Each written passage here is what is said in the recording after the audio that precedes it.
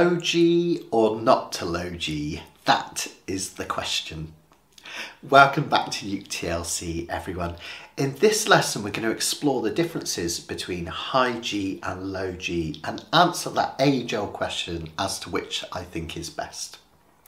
We'll explore the differences between high and low G. I'll talk about the advantages and disadvantages of both in turn, and then I'll give you a little bit of advice about the different types of low G strings that you can fit to your ukuleles. Just quickly before we start to look at the advantages and disadvantages of both, let's just explore the difference between a high G and a low G uke. A high G ukulele, the outside two strings are your highest in pitch, and the string nearest your nose, the G string, matches in pitch the E string played at the 3rd fret, which is also a G note.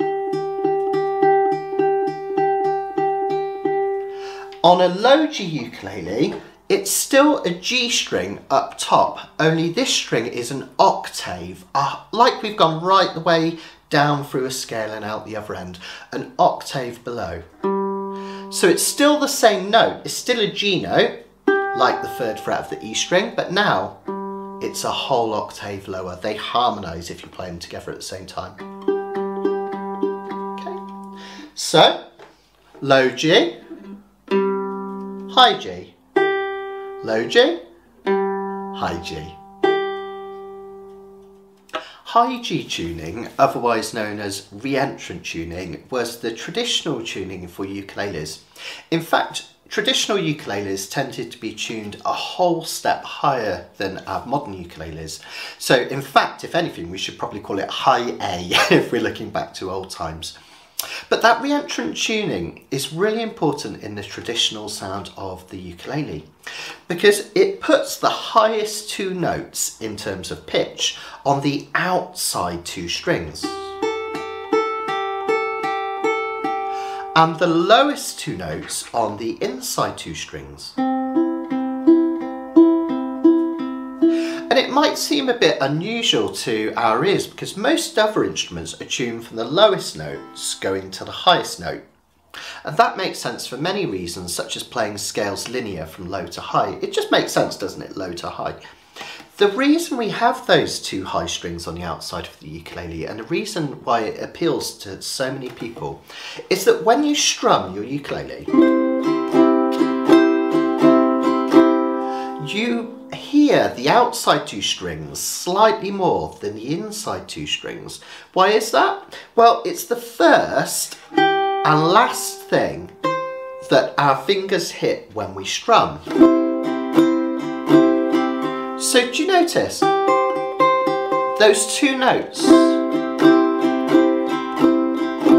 really stand out, and that's what gives re-entrant or high G tuning that lovely traditional bubbly ukulele sound, and it suits a lot of traditional Hawaiian music.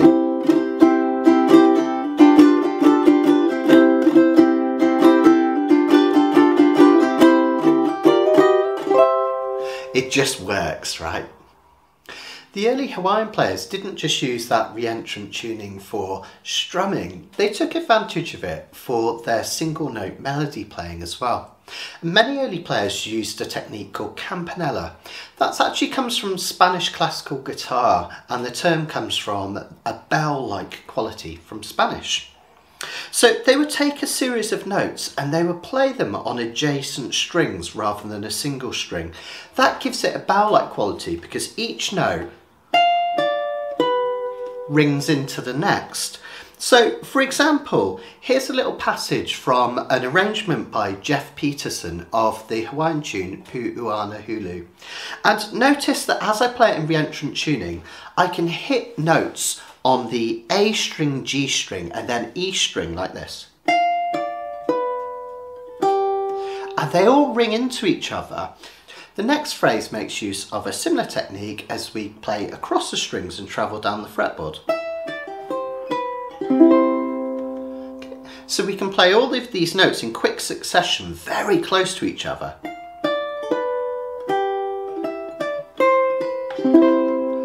Playing across the strings. I could play the same notes on the A string, and that's what I'd have to do with a low G uke, but I have to make much bigger movements and I lose that bow-like quality.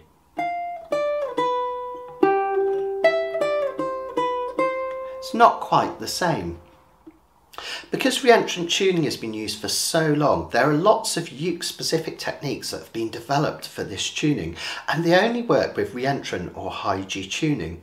For instance, that lovely split strum as played by players like Roy Smeck and George Formby.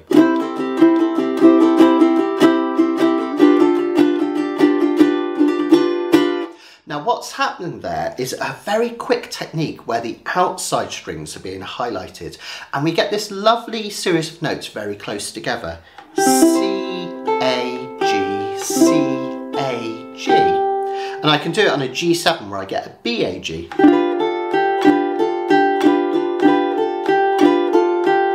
Now that doesn't work on a low G note because I have that octave below up here, so those notes aren't close together, so I don't get that nice bow-like quality. Another reason why high G tuning is really brilliant. There are also other techniques that have come from other instruments which make use of a higher pitch string up the top here, such as banjo. So when we play clawhammer ukulele,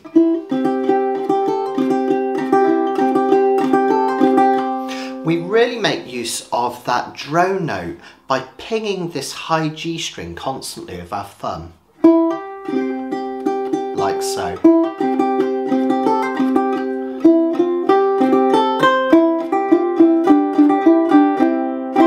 And again, that can't be done on a low G. The note is too low and muffled. We need that piercing high G note.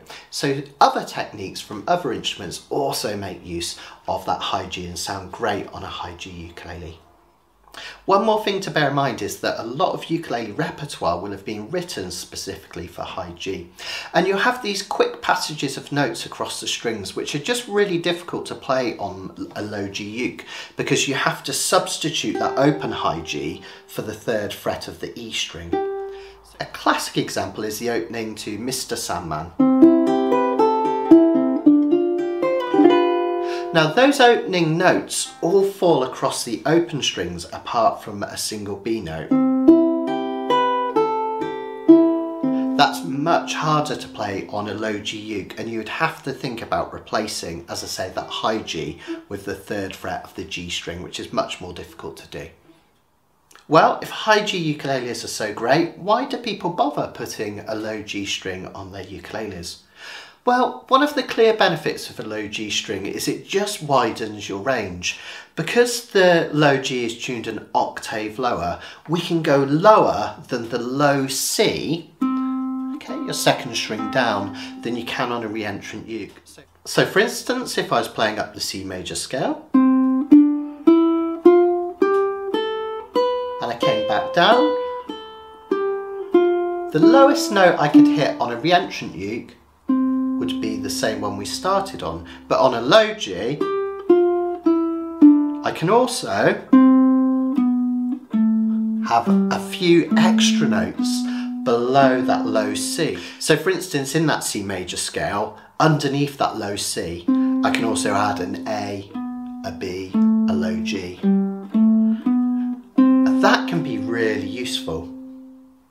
And many arrangers take advantage of that. Here's another Jeff Peterson arrangement, this time for a piece from J.S. Bach. And notice as I come down through the strings that I make use of that low G string for some extra notes.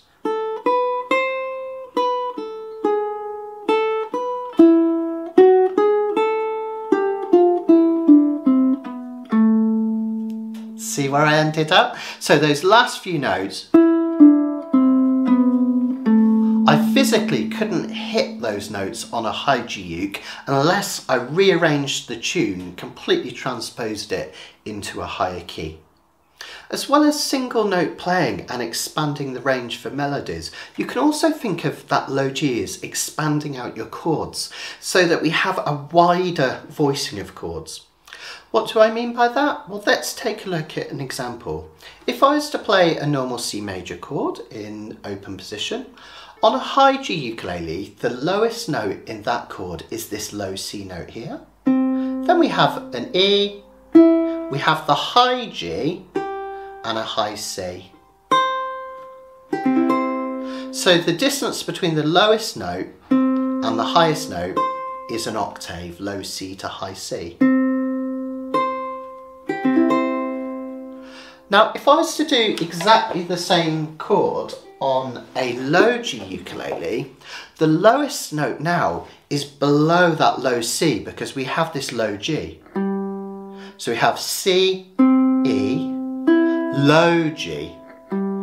So that gives the chord a wider voicing, we call it. The distance is more than an octave because we have low G, which is below the low C, and it goes all the way to this high C. So a wider chord voicing.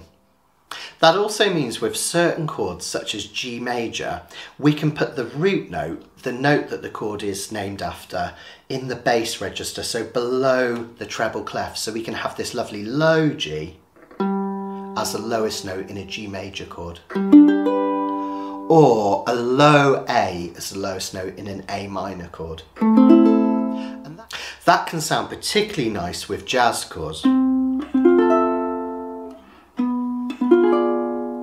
That lovely wide voicing really suits that low G tuning. And finally, some people just prefer the sound of having that lower note within chords. Brother Is a classic example. A lot of students ask to learn Somewhere Over the Rainbow, the Brother Is version, and they try to play it on a high G uke, and it never quite sounds right. And the reason is that Brother Is, Israel Kamakaviva Ole, actually played it on a low G uke. And he made use of that low G note, hitting it with touch strums. So that classic Brother Is sound makes use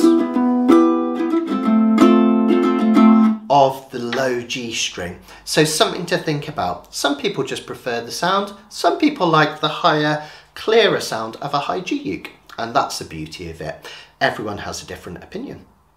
If you do decide you'd like to experiment with a low G ukulele and you'd like to fit a low G string to your uke, you can buy them as single strings. You don't have to buy them as a whole set. It's worth just mentioning that there are two different types of low G strings. The first is an unwound string. That means that the G string is going to be made of exactly the same material as the rest of the other four strings, be that nylon or fluorocarbon. Now, to get that pitch of the low G note in the same material, they need to make that low G string quite wide, a lot fatter than your other strings. I don't know how well you can see that if I bring it in close. You'll see that this low G string is a little bit fatter than all the other strings, even wider than the C strings. Now, the advantage of an unwound string is that there's no string noise. When you move your thumb across it, for instance, it doesn't make a kind of noise. And it will have a nice consistency with the strings below because it's made from the same material. The only disadvantages you sometimes run into with an unwound low G string is that sometimes they can be too thick to sit in the nut slot, and you may have to file your nut slot ever so slightly to fit them in there. Generally they will fit, but on some ukuleles that have been designed for high G, that nut slot will just be that little bit too slim and will have to be filed out, which can be a bit of a pain. You can always get your local ukulele shop or guitar tech to help you with that. The only other disadvantage is, because the string is quite wide and the tension is a lot lower than the other strings, the tuning tends to be a little bit more unstable with an unwound low G, so you might find it takes a while to get it kind of pre-stretched and get it to stop detuning a little bit. Your other option for low G strings is a wound low G string, and that will have a core of perhaps nylon with metal wrapped around the outside, kind of like a traditional guitar string for the bass strings, if you like. You may have seen that. Now the advantage of that is it will be a thinner string and higher tension, so that will fit nicely in almost all nut slots, no adjustments necessary. You tend to find it's a bit less boomy than the unwound low G strings, which can be a real advantage. One of the disadvantages that a lot of people don't like with wound strings is you do get a little bit of string noise if you're playing with nails when you're playing across it. You can counteract that by using the pad of your thumb rather than the nail, but some people don't like the feel. And because they're made of metal on the outside, they will wear out quicker than unwound strings. So you might find you have to replace these after, say, 3 months as opposed to 6 to 9 months with the unwound ones. So now we come down to the crux of the matter. And my advice is, if you can afford it, try to get yourself 2 ukuleles, 1 low G, 1 high G. The reason being, it means that you can play a wider range of repertoire. You can play all of those arrangements, whether they be for low G or high G. You can explore a greater range of sonic possibilities because you've got the classic tuning and the low G. And also you can have a load of fun just kind of playing chords or melody pieces on both and just seeing which you prefer. So if you can afford it, low G and high G, have one of each, definitely the way to go, and that's what I recommend to all my students. Well, I hope you found that useful, and I hope you'll see that I'm the ukulele diplomat when it comes to low G or high G. Some people say high G, wrong G. I say they're both great and they both have their advantages and disadvantages. So if you can, try both. I'll see you in another Uke TLC lesson very soon. Take care everyone. Bye.